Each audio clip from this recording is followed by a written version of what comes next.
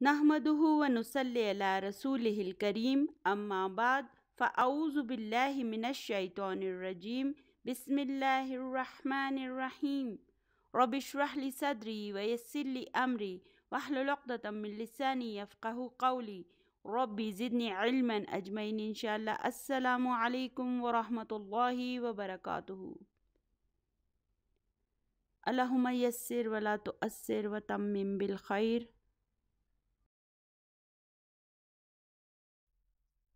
ये देखें, अल्हम्दुलिल्लाह मैंने बोर्ड पर सूरह फातिहा की चंद इब्तिदाई आयात लिख दी हैं और अभी तक हमने जितना ग्रामर का इल्म हासिल किया है, अभी हम इन आयात का उस इल्म के ज़रिए से तज्ज़िया करने की कोशिश करेंगे।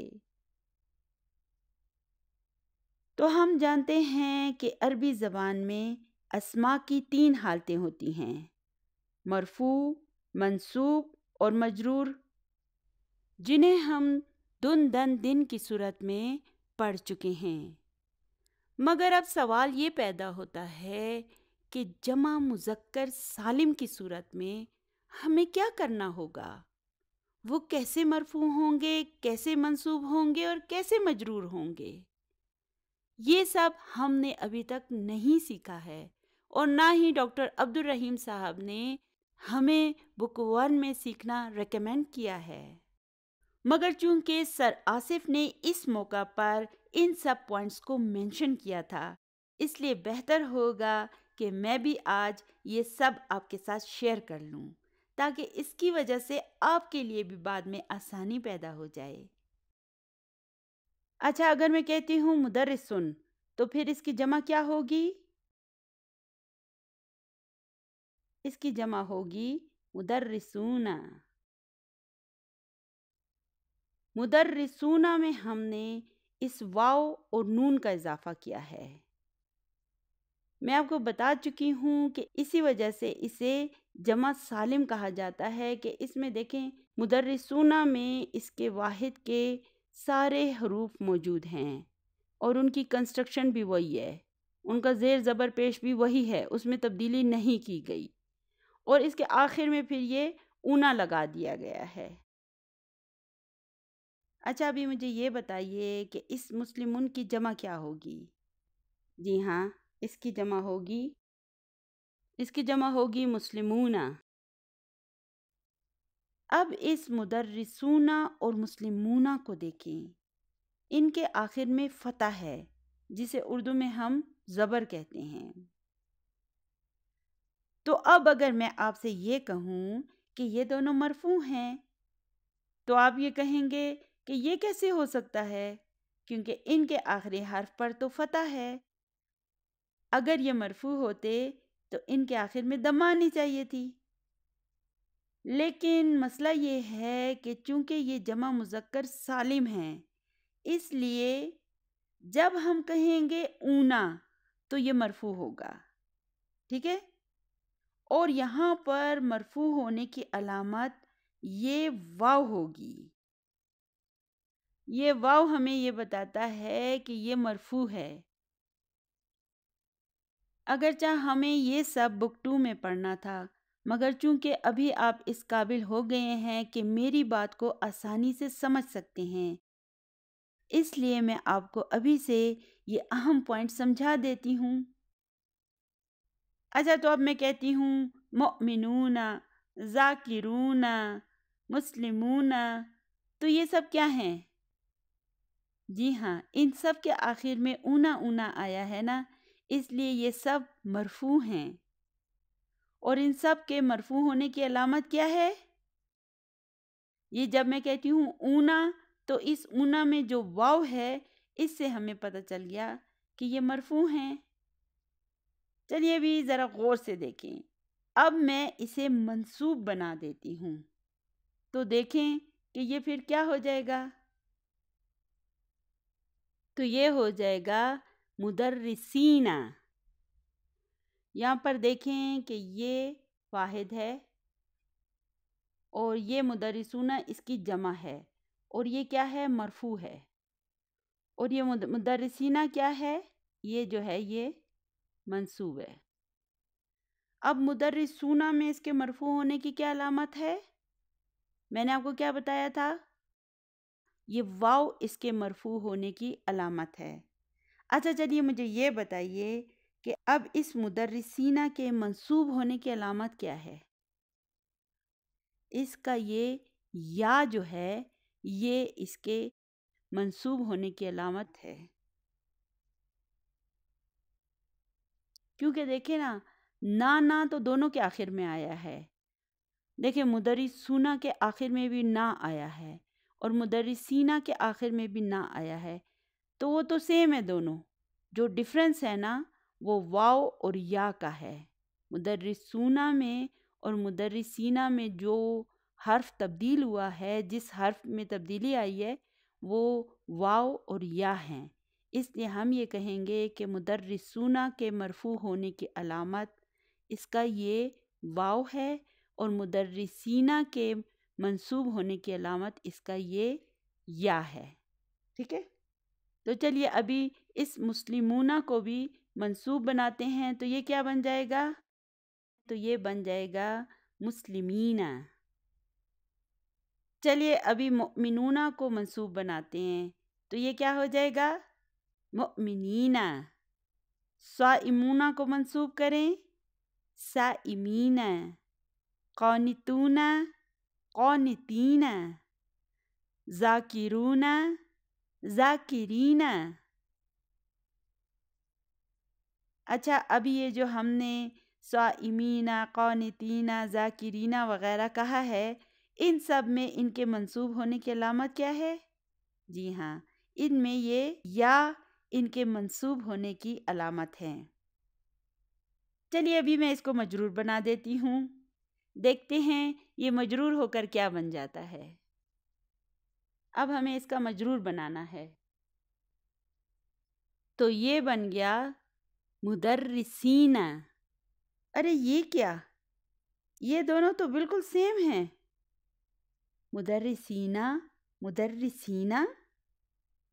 جی ہاں، یہ مجرور ہو کر بھی مدرسینہ ہی رہے گا، لیکن اگر یہ دونوں بالکل ایک جیسے ہوں گے تو پھر ہمیں کیسے پتہ چلے گا کہ کون سا مجرور ہے اور کون سا منصوب؟ دراصل جملے کو دیکھ کر ہمیں یہ پتہ چل جائے گا کہ یہ مجرور ہے یا منصوب۔ یعنی اگر اس سے پہلے کوئی حرف جر ہوگا تو ہمیں پتہ چل جائے گا کہ یہاں یہ اسم مجرور ہے۔ اسی طرح اگر یہ مضاف الیہ کے طور پر آئے گا تو بھی ہم جان جائیں گے کہ یہ یہاں پر مجرور ہے۔ اسی طرح منصوب ہونے کی بھی بہت سی علامتیں ہوتی ہیں، اور ان علامتوں کی وجہ سے ہی ہم کو یہ پتہ چل جائے گا کہ یہ یہاں پر منصوب ہے۔ منصوب ہونے کی علامتیں ہم آگے جا کر پڑھ لیں گے۔ تو اب یہ سب کچھ ہم نے اس لیے سمجھا ہے کہ ہمیں یہ بات سمجھ آ جائے کہ یہ العالمین مجرور ہے۔ اچھا تو پھر اس کے مجرور ہونے کی علامت کیا ہے؟ یہ یا اس کے مجرور ہونے کی علامت ہے۔ لیکن یہاں پر یہ مجرور کیوں ہے؟ یہ العالمین کیوں مجرور ہے؟ جی ہاں، یہ ربی کا مضاف الیہ ہے۔ ربی کو دیکھیں، اس میں نہ ال آیا ہے اور نہ تنوین آئی ہے، اس کا مطلب ہے یہ مضاف ہے اور العالمین مضاف الیہ ہے۔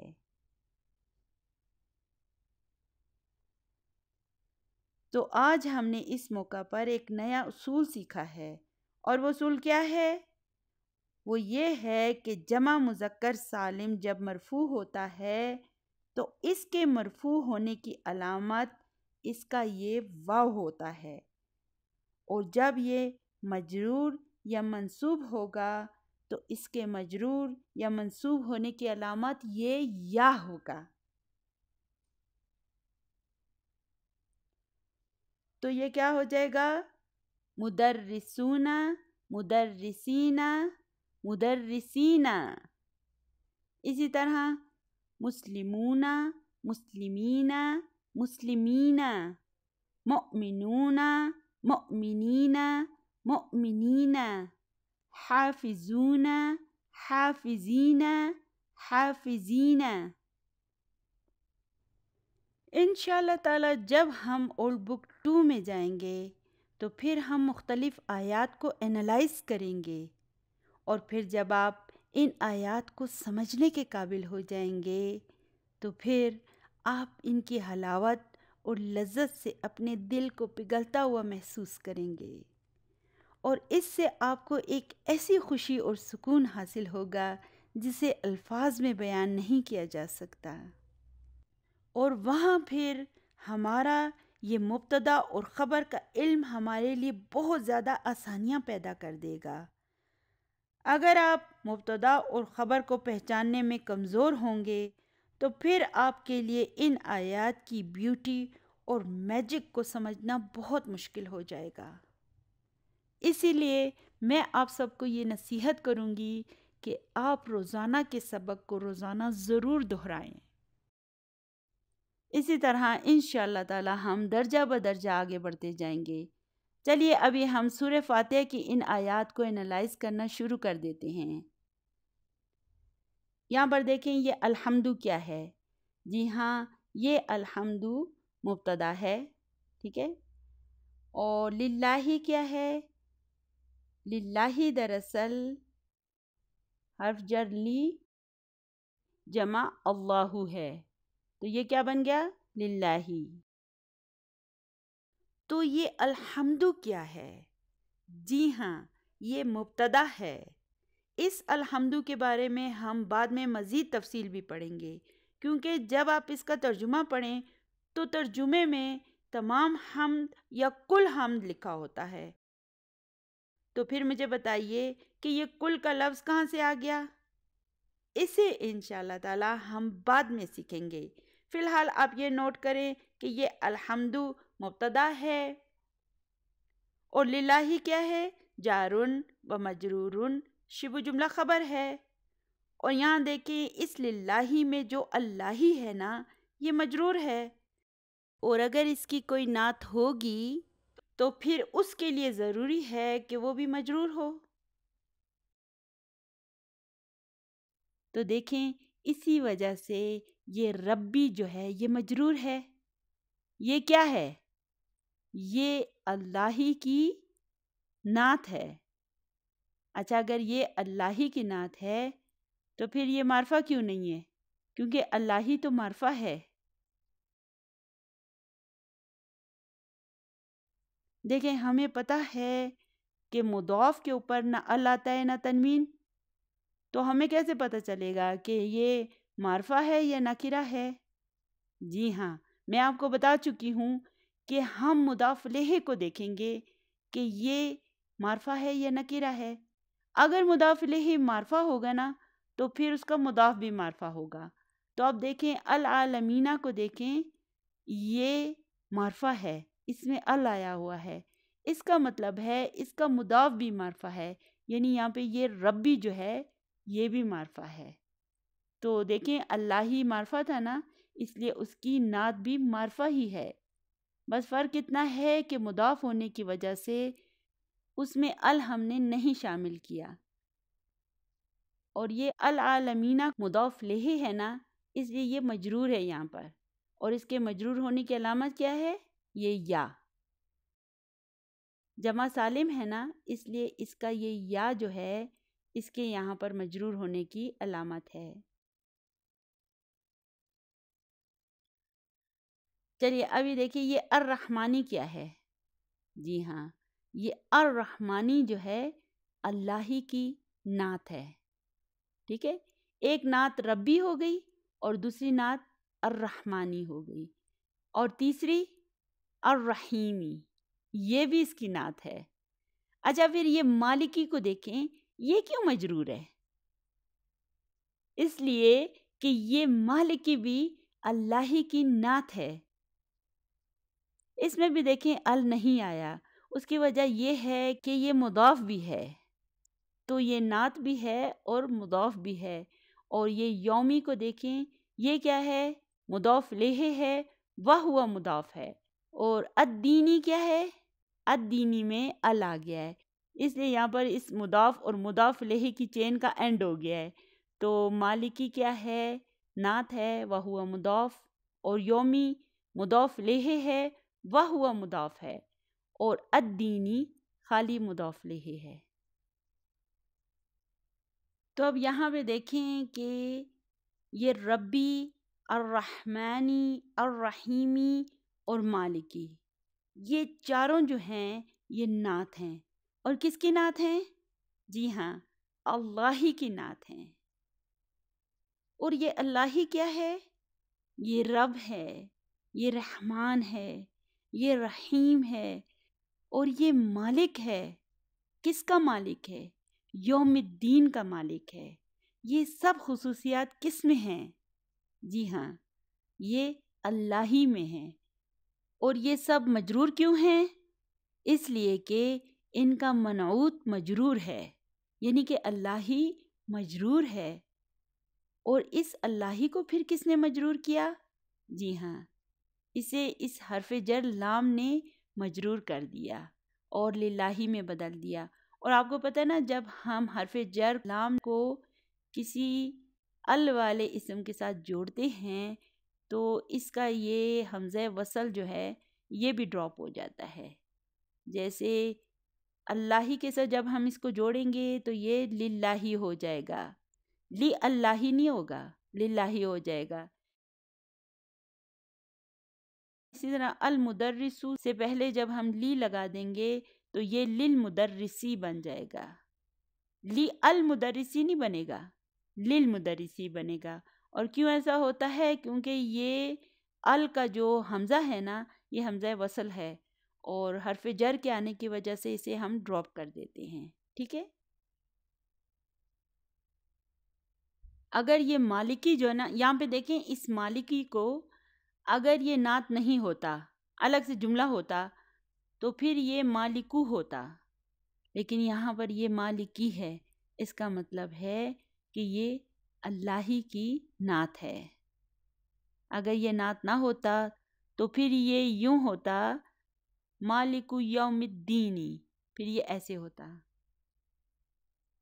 اس مالکی میں دیکھیں ال نہیں آیا ہے، جبکہ اللہ ہی میں ال ہوتا ہے.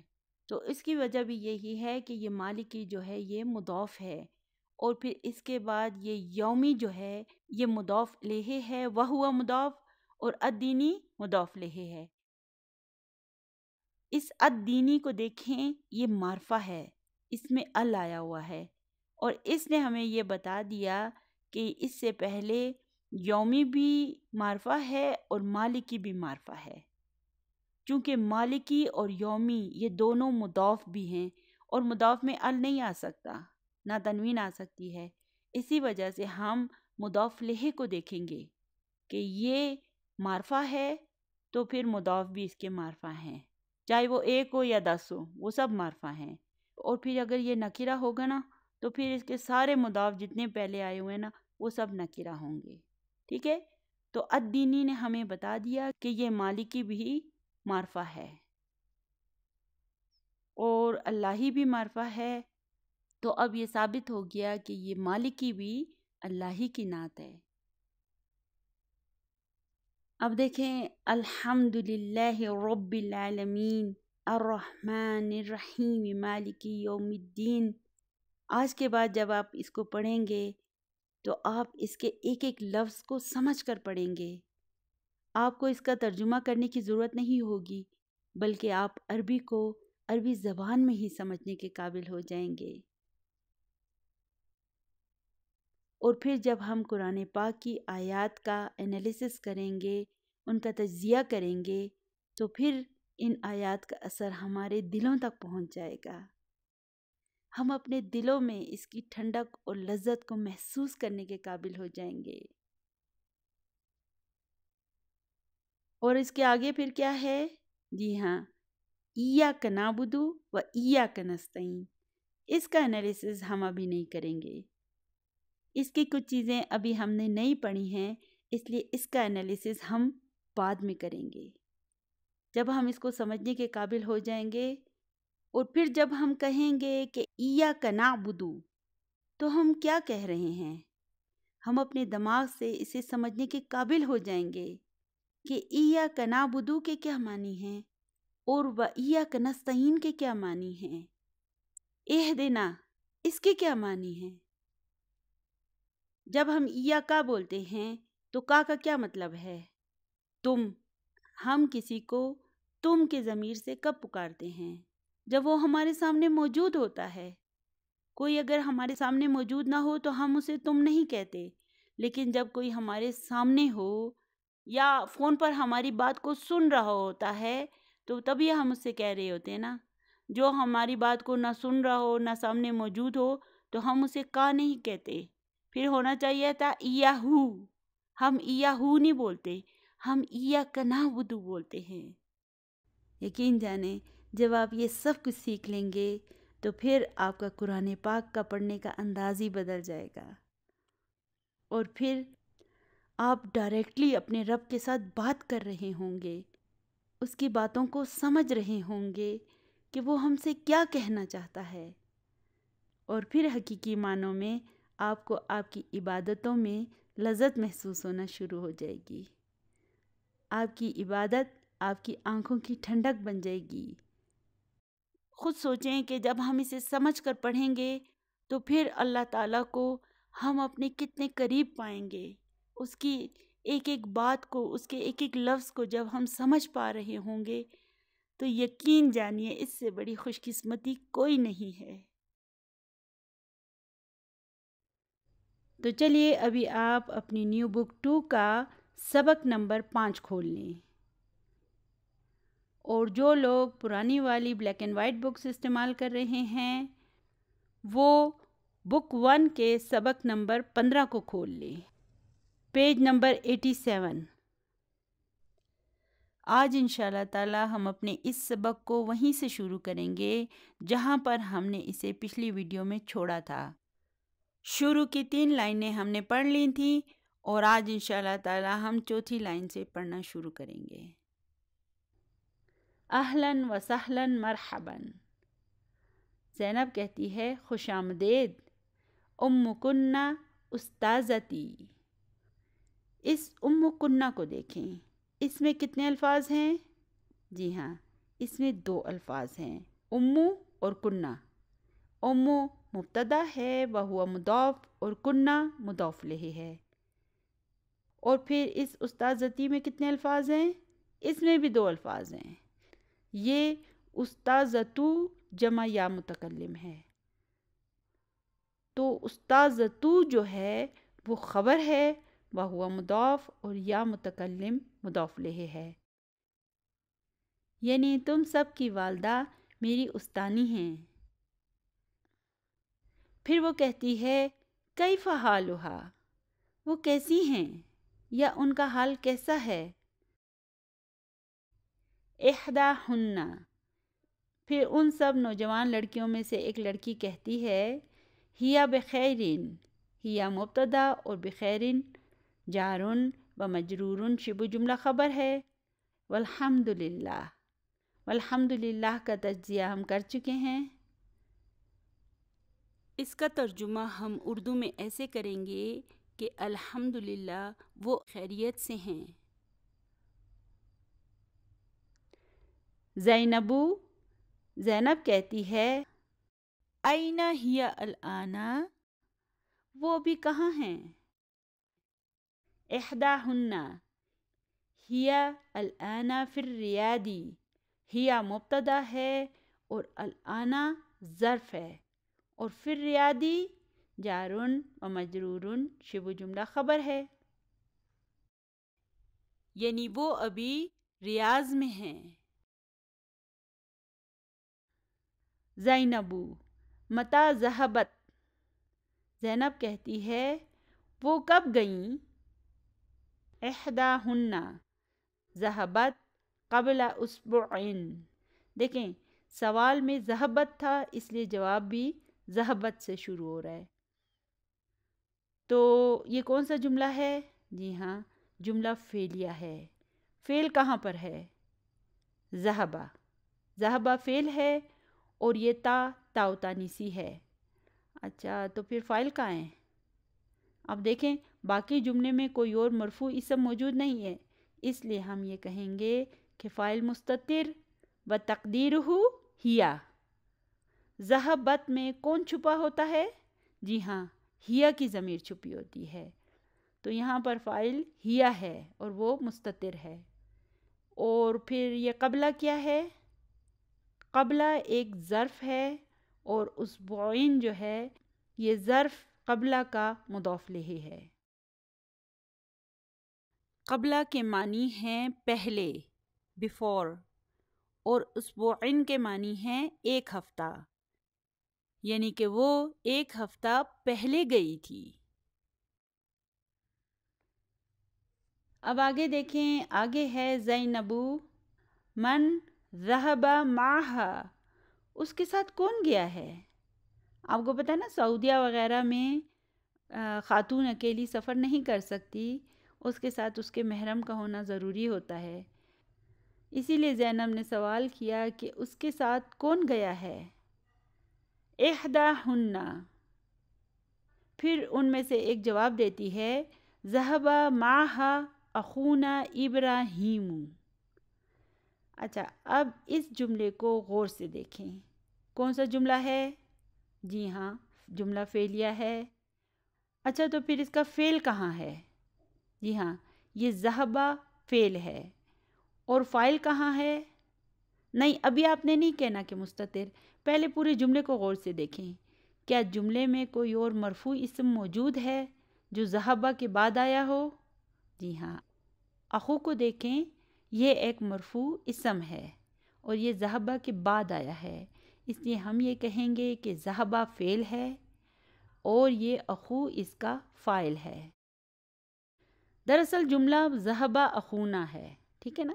اور پھر ماہا اور ابراہیم ایکسٹرا چیزیں ہیں، یہ ساری ایکسٹرا چیزیں ہیں۔ اصل ہم نے دیکھنا ہے کہ فعل کہاں ہے اور فاعل کہاں ہے۔ تو فعل ذہبہ ہے اور اخو فاعل ہے، وہو مضاف اور نا مضاف الیہ ہے۔ اور پھر یہ ماہا کیا ہے؟ ما ظرف ہے اور ہا جو ہے یہ اس ظرف ما کا مضاف الیہ ہے۔ اور پھر یہ ابراہیمو کیا ہے؟ ابراہیمو بدل ہے، لیکن یہ کس کا بدل ہے؟ اخو کا یا نا کا؟ اخو مضاف ہے اور نا مضاف الیہ ہے۔ جی ہاں، تو پھر یہ اخو کا بدل ہے، کیونکہ یہ بھی دیکھیں مرفوع ہے اور اخو بھی مرفوع ہے۔ اگر یہ نا کا بدل ہوتا تو یہ مجرور ہوتا، کیونکہ نا یہاں پر مضاف الیہ ہے اور مضاف الیہ مجرور ہوتا ہے، اس لیے ہم آسانی سے پہچان گئے کہ یہ اخو کا بدل ہے۔ اچھا، اگر یہ اخو کا بدل ہے تو ایک کام کرتے ہیں، ابراہیموں کو جملے سے نکال دیتے ہیں۔ چلیے ابھی دیکھتے ہیں کہ جملہ مکمل ہے یا نہیں۔ ذہبہ معہا اخونا، اس کے ساتھ ہمارا بھائی گیا ہے، جملہ مکمل ہے۔ چلیے ابھی اس اخونا کو نکال دیتے ہیں۔ ذہبہ معہا ابراہیم، اس کے ساتھ ابراہیم گیا ہے، جملہ ابھی بھی مکمل ہے۔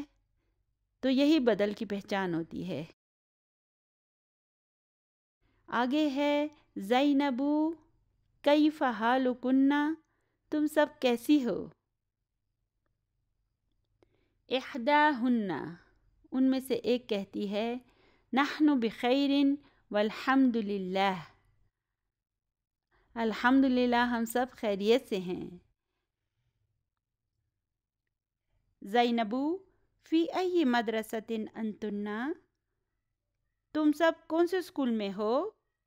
احداہن، ان میں سے ایک کہتی ہے نحن فی المدرسۃ المتوسطۃ، نحن فی المدرسۃ المتوسطۃ، ہم سب مڈل اسکول میں ہیں۔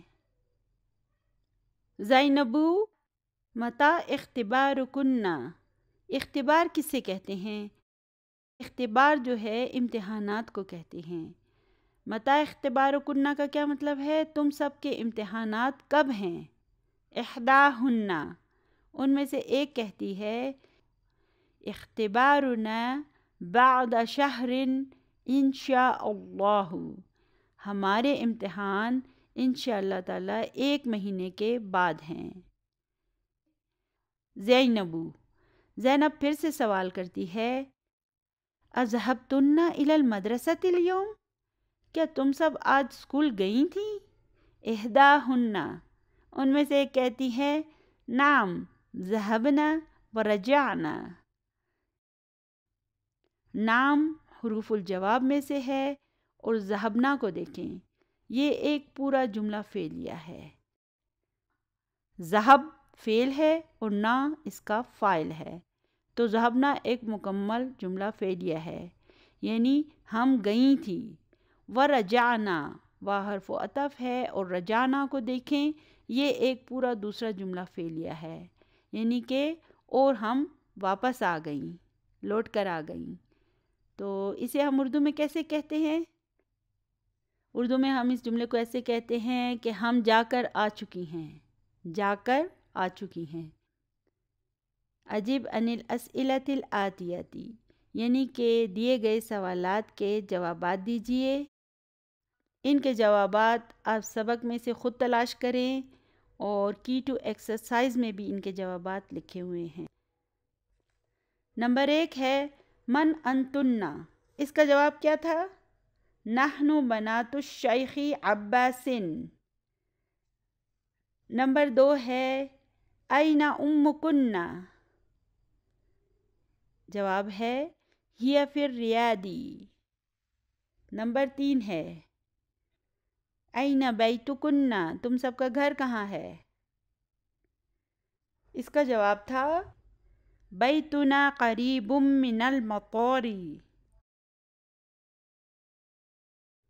آگے ہے این اخوکن، یعنی تمہارا بھائی کہاں ہے؟ ذهب مع امنا الى الریاد۔ این مدرستکن، این مدرستکن، اس کا جواب کیا تھا؟ مدرستنا قریبۃ من البیت۔ نمبر 6 ہے اذهبتن الی المدرسۃ اليوم، کیا جواب تھا اس کا؟ نعم ذهبنا ورجعنا۔ سوال نمبر 2 ہے انس المبتدا فی کل من الجمل الآتیۃ۔ انس المبتدا کا کیا مطلب ہوا؟ مبتدا کو مؤنث بنائیے۔ فی کل من الجمل الآتیۃ، یعنی کہ دیے گئے تمام جملوں میں۔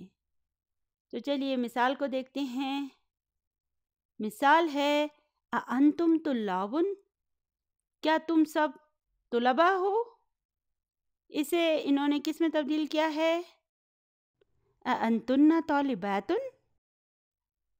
کیا تم سب طالبات ہو؟ تو یہ ہمارے پاس ایک مثال ہے، اسی کے مطابق ہم نے ان سارے جملوں کو تبدیل کرنا ہے۔ انشاءاللہ تعالیٰ یہ کویسچن آپ کو انتہائی آسان لگے گا، کیونکہ ہم نے ضمائر کی اچھی خاصی پریکٹس کی ہے۔ اسی وجہ سے میں ہر ویڈیو کے شروع میں آپ کو ضمائر کی پریکٹس کراتی ہوں، تاکہ آگے جا کر آپ کے لیے آسانی پیدا ہو جائے۔ تو نمبر 1 ہے انتم مدرسون، کیا تم سب ٹیچرز ہو؟ ابھی ہم نے اسے مؤنث میں تبدیل کرنا ہے، تو ہمیں یہاں پر کیا لکھنا ہوگا؟ انتن مدرسات۔ نمبر 2 ہے انتم اطباء، کیا تم سب ڈاکٹرز ہو؟ چلیے اسے مؤنث میں تبدیل کریں، انتن طبیبات۔ نمبر 3 ہے انتم اخوۃ حامد، کیا تم سب حامد کے بھائی ہو؟ چلیے ابھی اخوتو کو اخواتو میں تبدیل کر دیں، تو یہ ہو جائے گا انتن اخوات حامد، یعنی کیا تم سب حامد کی بہنیں ہو؟ نمبر 4 ہے انتم مسلمون، اسے مؤنث میں تبدیل کیجئے، انتن مسلمات۔ نمبر 5 ہے انتم اعمام محمود، یعنی کہ کیا تم سب محمود کے چچا ہو؟ اَأَنتُنَّ عَمَّاتُ محمود، یعنی کہ تم سب کیا محمود کی پھوپھو ہو؟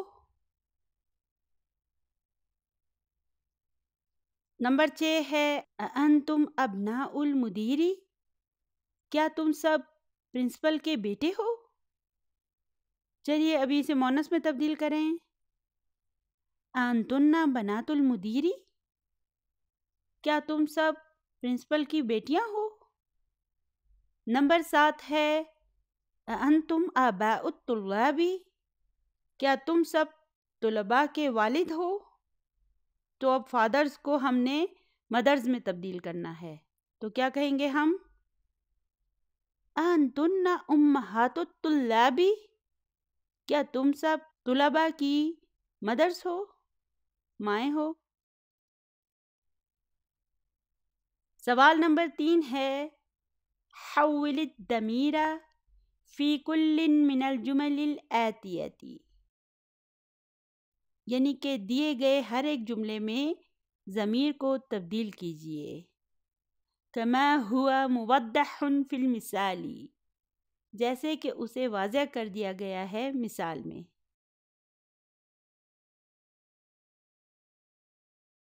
تو چلیے سب سے پہلے مثال کو پڑھتے ہیں. مثال ہے اینا بیتکم یا اخوانو، اے بھائیو تم سب کا گھر کہاں ہے؟ تو بیتکم کو ابھی ہم نے بیتکنہ میں تبدیل کرنا ہے، تو پھر اخوانو کو بھی اخواتو میں تبدیل کرنا پڑے گا. تو یہ ہو جائے گا اینا بیتکنہ یا اخواتو، اے بہنوں تم سب کا گھر کہاں ہے؟ تو یہ تھی مثال. چلیے ابھی ہم جملوں کو تبدیل کرتے ہیں. نمبر 1 ہے اینا اخوکم یا اخوانو. اب دیکھیں یہاں پر اینا تو اینا ہی رہے گا، اخو بھی اخو ہی رہے گا. ہم نے صرف ضمیر کو تبدیل کرنا ہے، یعنی کم کو کنہ میں تبدیل کرنا ہے. تو پھر اس کی وجہ سے اخوانو کو بھی اخواتو میں تبدیل کرنا ہوگا. تو پھر یہ ہو جائے گا اینا اخوکنہ یا اخواتو. نمبر 3 ہے متی اختبارکم یا اخوانو. تو اب ہم نے کیا کرنا ہے؟ اب ہم نے پھر کم کو کنہ میں تبدیل کرنا ہے. تو یہ ہو جائے گا متی اختبارکن یا اخواتو. نمبر 4 ہے اہذا عمکم یا اخوانو، اے بھائیو کیا یہ تم سب کے چچا ہیں؟ تو یہ ہو جائے گا اہذا عمکن یا اخواتو، اے بہنوں کیا یہ تم سب کے چچا ہیں؟ نمبر 5 ہے ابیتکم قریب یا اخوانو، یعنی اے بھائیو کیا تم سب کا گھر قریب ہے؟ تو یہ ہو جائے گا ابیتکن قریب یا اخواتو، اے بہنوں کیا تم سب کا گھر قریب ہے؟ نمبر 6 ہے فی ای شہر اختبارکم یا اخوانو، یعنی کہ اے بھائیو تم سب کے امتحان کون سے مہینے میں ہیں؟ تو یہ کیا ہو جائے گا؟ یہ ہو جائے گا فی ای شہر اختبارکن یا اخواتو، یعنی کہ اے بہنوں تم سب کے امتحانات کون سے مہینے میں ہیں؟ چلیے ابھی سوال نمبر 4 کی طرف آ جاتے ہیں.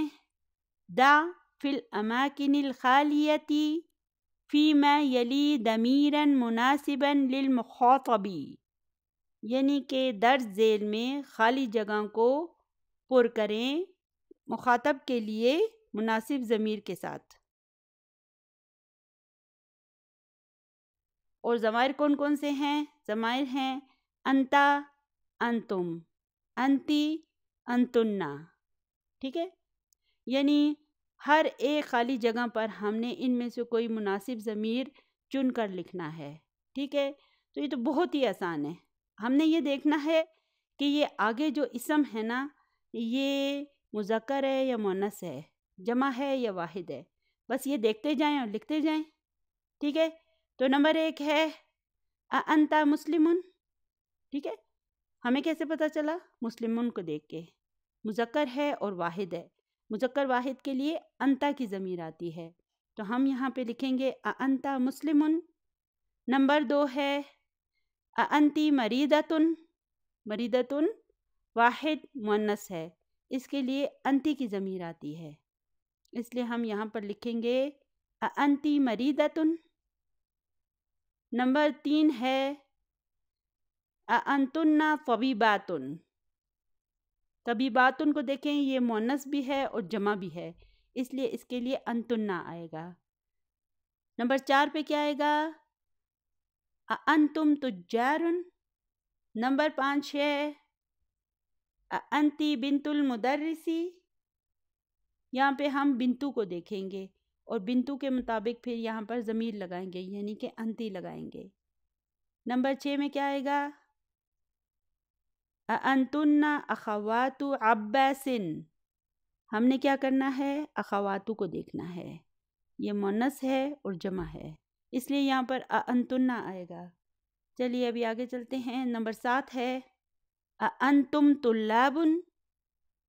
ٹھیک ہے. طلابن کو دیکھیں یہ جمع ہے اور مذکر ہے، تو اس کے لیے ہم انتم لکھیں گے. چلیے اگلے صفحے پر چلتے ہیں. سوال نمبر 5 ہے ضع فی الاماکن الخالیتی فی الجمل الآتیتی ضمیر جر للمخاطبی. ضمیر جرن کا کیا مطلب ہے؟ ضمیر جرن کا مطلب ہے وہ ضمائر جو مجرور ہوتے ہیں. تو کون سے ضمائر مجرور ہوتے ہیں؟ متصل ضمائر. آپ کو یاد ہے نا میں نے آپ کو کیا پڑھایا تھا؟ جب ضمیر جڑتا ہے اسم سے تو حاصل ہو مضاف مضاف الیہ. جب ضمیر جڑتا ہے حرف جر سے تو حاصل ہو جار و مجرور. جب ضمیر جڑتا ہے ظرف سے تو حاصل ہو ظرف اور مضاف الیہ، تو حاصل ہو ظرف اور مضاف الیہ. تو ہم یہ کہہ رہے ہیں کہ ضمیر جب اسم کے ساتھ جڑتا ہے تو مضاف اور مضاف الیہ حاصل ہوتا ہے. چلیے ابھی بیتن جو کہ ایک اسم ہے اسے سارے ضمائر کے ساتھ جوڑ کر دیکھ لیتے ہیں. بیتہ بیتہما بیتہم بیتہا بیتہما بیتہن بیتک بیتکما بیتکم بیتکی بیتکما بیتکن بیتی بیتنا. تو چلیے ابھی ایسا کرتے ہیں کہ حرف جر من کو سارے متصل ضمائر کے ساتھ جوڑ کر دیکھ لیتے ہیں. تو یہ ہو جائے گا منہ منہما منہم منہا منہما منہن منکا منکما منکم منکی منکما منکن منی منا.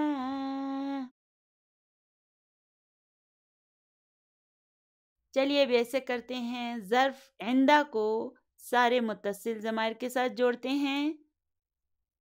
عندہ عندہما عندہم عندہا عندہما عندہن عندک عندکما عندکم عندکی عندکما عندکن عندی عندنا عندی عندنا.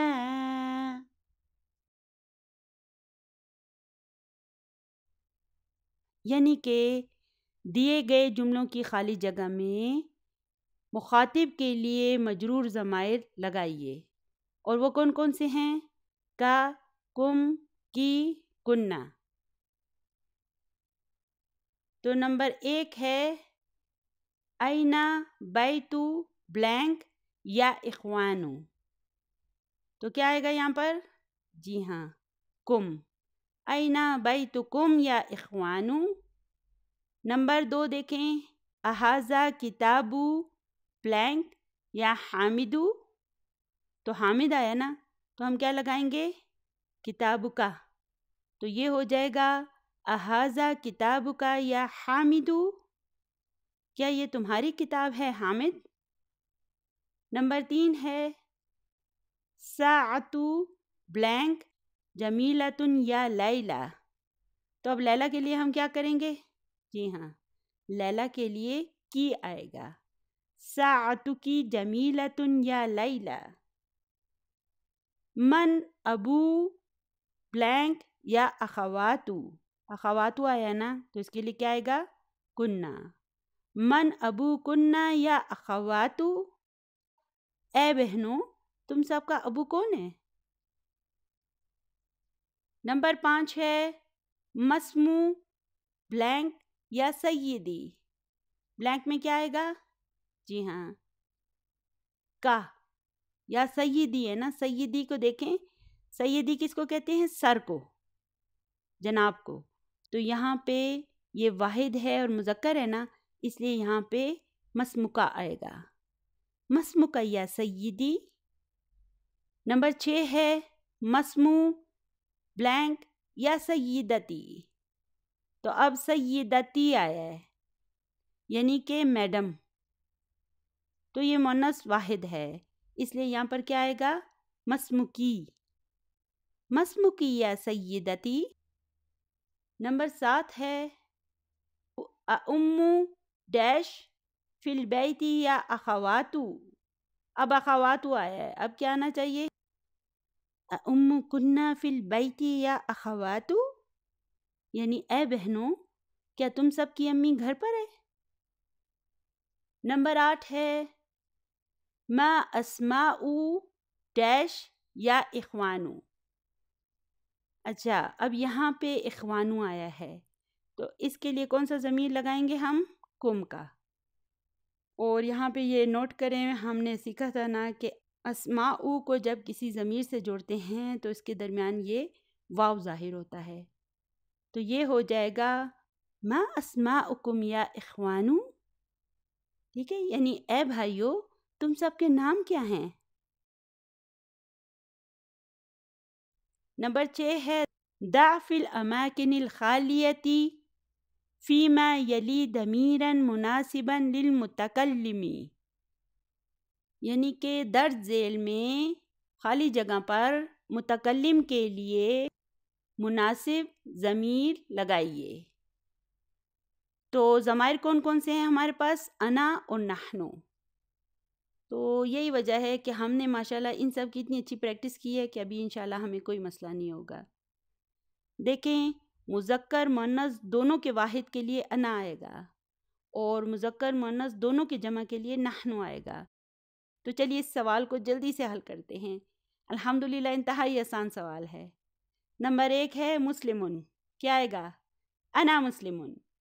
نمبر 2 ہے مسلمون، جلدی بتائیے کیا آئے گا؟ نحنو۔ نمبر 3 ہے مسلمتن، اس کے لیے کیا آئے گا؟ انا مسلمتن۔ نمبر 4 ہے مسلماتن، ابھی کیا آئے گا؟ نحنو، نحنو مسلماتن۔ نمبر 5 ہے بنات المدیری، بناتو کے لیے کیا آئے گا؟ نحنو، نحنو بنات المدیری۔ اچھا نمبر 6 ابن المدرسی، انا ابن المدرسی۔ نمبر 7 ہے طلابن، جی ہاں نحن طلابن۔ نمبر 8 ہے مریدتن، پھر واحد ہے، انا مریدتن، ٹھیک ہے۔ چلیے الحمدللہ یہ بھی ختم ہو گیا، آگے چلتے ہیں۔ سوال نمبر 7 ہے اقرا وکتب، یعنی پڑھو اور لکھو۔ یاد رکھیں کہ ان سوالوں کو پڑھنے کے ساتھ ساتھ لکھنے میں آپ کا ہی فائدہ ہے، اس سے آپ کو بہت اچھی پریکٹس ہو جائے گی۔ تو چلیے نمبر 1 پر آ جاتے ہیں۔ نمبر 1 ہے ذهب ابی الی القاہرۃ قبل اسبوع۔ یہ کون سا جملہ ہے؟ ذهب سے شروع ہو رہا ہے نا، اس لیے یہ جملہ فعلیہ ہے۔ اچھا، فعل کہاں ہے؟ جی ہاں، یہ ذهب فعل ہے، اور پھر فاعل کہاں ہے؟ ابھی میں دیکھیں کتنے الفاظ ہیں؟ جی ہاں، ابھی میں 2 الفاظ ہیں، ابو اور یا متکلم۔ تو یہاں پہ دیکھیں پھر یہ ابو جو ہے یہ ہمارا فاعل ہے، وہو مضاف، اور یا متکلم مضاف الیہ ہے۔ اور الی القاہرۃ کیا ہے؟ یہ جار مجرور ہے، اور قبل اسبوع، قبل ظرف ہے اور اسبوع اس کا مضاف الیہ ہے۔ تو ہم نے جملہ فعلیہ میں فعل اور فاعل کو تلاش کرنا ہے، اور باقی سب چیزیں متعلق کہلاتی ہیں، ٹھیک ہے، ایکسٹرا۔ تو اسبوع ہفتے کو کہتے ہیں، ویک جو ہوتا ہے نا اس سے اسبوعین کہتے ہیں۔ تو قبل اسبوعین کا مطلب ہوگا 1 ہفتہ پہلے۔ 1 ہفتہ پہلے میرے ابو قاہرہ گئے تھے۔ نمبر 2 ہے متی خرجت من الفصل یا محمد؟ سوالیہ جملہ ہے، ہم صرف اس کی ٹرانسلیشن کریں گے، یعنی اے محمد تم کلاس روم سے کب نکلے؟ جواب ہے خرجت بعد الدرس۔ اچھا، ابھی یہ کون سا جملہ ہے؟ جی ہاں، جملہ فعلیہ ہے۔ فعل کہاں ہے؟ خرج، اور فاعل کہاں ہے؟ دیکھیں اس جملے میں آگے کوئی مرفوع اسم موجود نہیں ہے، اس لیے ہم یہی کہیں گے کہ یہ تو فاعل ہے۔ خرج فعل ہے اور یہ تو فاعل ہے، اور بعدہ کیا ہے؟ ظرف ہے، اور الدرسی اس کا مضاف الیہ ہے۔ نمبر 3 ہے ذهبت الی المسجد قبل الاذان۔ کون سا جملہ ہے؟ جملہ فعلیہ۔ اچھا، فعل کہاں ہے؟ ذهب، اور فاعل کہاں ہے؟ یہ تو، ٹھیک ہے۔ کیوں ہم نے کہا یہ تو؟ کیونکہ جملے میں کوئی مرفوع اسم موجود نہیں ہے، اس لیے ہم یہ کہیں گے کہ ذهب فعل ہے اور تو اس کا فاعل ہے۔ الی المسجد جار مجرور ہے، اور قبل الاذان ظرف اور مضاف الیہ ہے، یعنی میں اذان سے پہلے مسجد گیا تھا۔ نمبر 4 ہے متی ذهب عمک الی الریاض یا آمنۃ؟ متی کا مطلب ہے کب، یعنی کہ اے آمنہ تمہارا چچا ریاض کب گیا تھا؟ ریاض ایک شہر کا نام ہے۔ وہ جواب دیتی ہے ذهب قبل شہر۔ اچھا، یہاں پہ دیکھیں فعل کہاں ہے؟ ذهب، اور پھر فاعل کہاں ہے؟ جی ہاں، فاعل مستتر ہے، جملے میں کوئی مرفوع اسم موجود نہیں ہے، اس لیے ہم یہ کہیں گے کہ فاعل مستتر ہے، و تقدیرہ ہوا۔ کون مستتر ہے؟ ہوا کی ضمیر مستتر ہے، اور قبل شہرین کیا ہے؟ یہ ظرف اور مضاف الیہ ہے، اس کے معنی ہوں گے وہ 1 مہینہ پہلے گئے تھے۔ نمبر 5 ہے بعد الصلاۃ ذهبت الی المطعم۔ مطعم کسے کہیں گے؟ کھانا کھانے کی کسی بھی جگہ کو ہم کہیں گے، ہوٹل کو بھی کہہ سکتے ہیں، اور میس کو بھی کہہ سکتے ہیں، کینٹین کو بھی کہہ سکتے ہیں۔ تو جہاں پہ بھی ہم کھانا کھانے جاتے ہیں اس جگہ کو مطعم کہا جاتا ہے۔ تو یہ ہو جائے گا کیا تم نماز کے بعد ہوٹل گئے تھے؟ جواب کیا ہے؟ لا، ذهبت قبل الصلاۃ۔ لا حروف الجواب میں سے ہے، اور یہ کون سا جملہ ہے؟ جی ہاں، جملہ فعلیہ ہے۔ فعل کہاں ہے؟ ذهب، اور فاعل تو، ٹھیک ہے۔ ذهب فعل ہے اور تو فاعل ہے، اور قبل الصلاۃ ظرف اور مضاف الیہ، یعنی نہیں میں نماز سے پہلے گیا تھا۔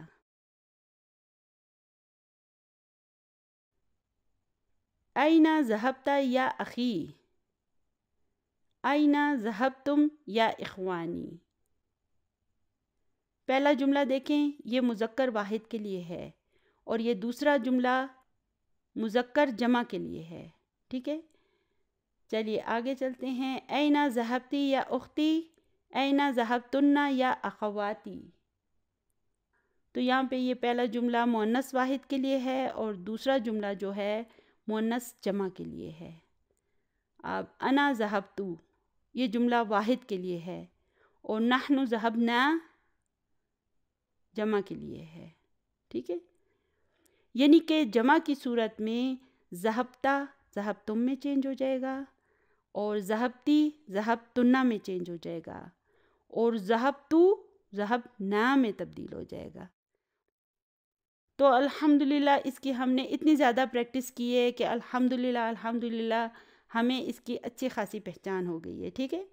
تو چلیے الکلمات الجدیدہ کی ٹیبل پر چلتے ہیں۔ یہاں پہ دیکھیں قبلہ کیا ہے؟ ظرف ہے۔ قبلہ کا کیا مطلب ہے؟ پہلے، قبل، بیفور۔ بعدہ کا کیا مطلب ہے؟ بعد میں، آفٹر۔ کیفا کا مطلب ہے کیسا یا کیسے۔ متا کا مطلب ہے کب۔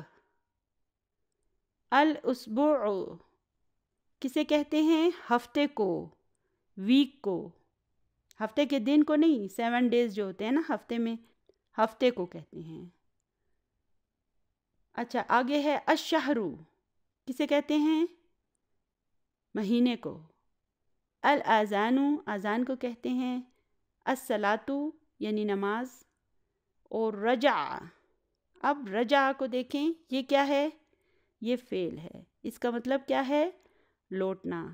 اور الحمدللہ اس کی میں نے آپ کو پہلے سے پریکٹس کرا دی ہے۔ آپ کو یاد ہوگا کہ پچھلی ویڈیو میں نے آپ کو اس کی پریکٹس کرا دی تھی۔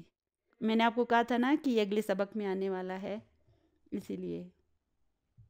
یہاں پہ دیکھیں الضمائر المنفصلۃ ہے، یعنی کہ منفصل ضمائر۔ اس کی تو ہم نے اتنی زیادہ پریکٹس کی ہے کہ میرا خیال ہے کہ آپ سوتے میں بھی یہ ضمائر پڑھتے ہوں گے اور جاگتے میں بھی۔ تو چلیے اسے ایک مرتبہ دیکھ لیتے ہیں۔ انہوں نے کیا لکھا ہے؟ ہوا طالب ہم طلاب، یعنی پہلا کالم جو ہے یہ واحد کے لیے ہے اور دوسرا کالم جو ہے یہ جمع کے لیے ہے۔ تو ہوا طالب ہم طلاب، ہیا طالبۃ ہن طالبات، انت طالب انتم طلاب، انتی طالبۃ انتن طالبات، انا طالب نحن طلاب، انا طالبۃ نحن طالبات۔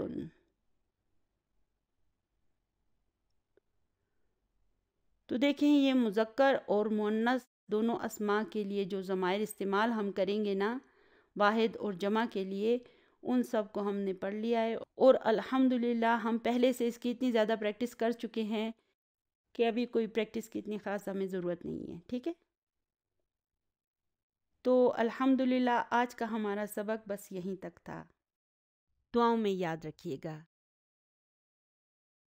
ربنا لا تزغ قلوبنا بعد إذ هديتنا وهب لنا من لدنك رحمة إنك أنت الوهاب۔ سبحان ربك رب العزة عما يصفون وسلام على المرسلين والحمد لله رب العالمين۔ جزاكم الله خيرا كثيرا۔ السلام علیکم ورحمۃ اللہ وبرکاتہ۔